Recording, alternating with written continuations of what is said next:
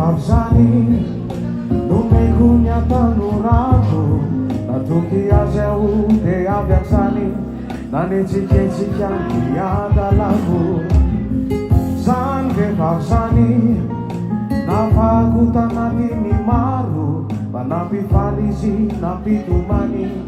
ary tena hita fa saro piaro tsara tare mantona maboay tsara tare no tsara fanay tsy tanareo nefa tsy aiza fa eo anilako eo nipantsynay mandray ny tanako manorokay miantsony anarako tsy renareo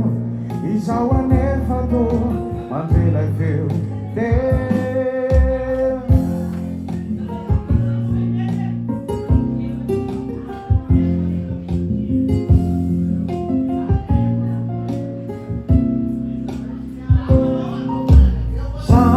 vehivavy zany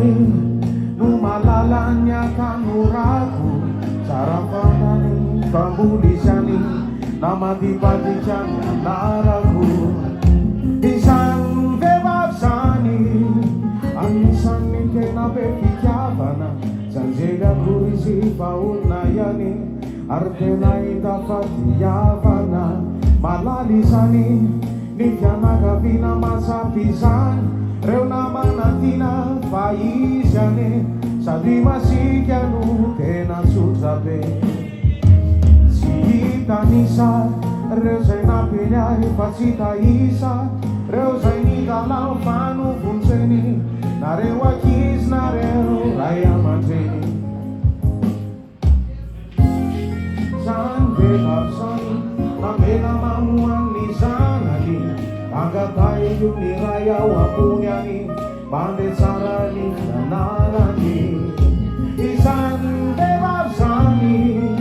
io ray lombao fasiarovana tsy sempitsony ao na entomany satria ny fongo efa torovana fantatrareo fa tsy anjakako fantatrareo fa tsy poditsony nefa nazany ny embonazy be mitezezany nany voany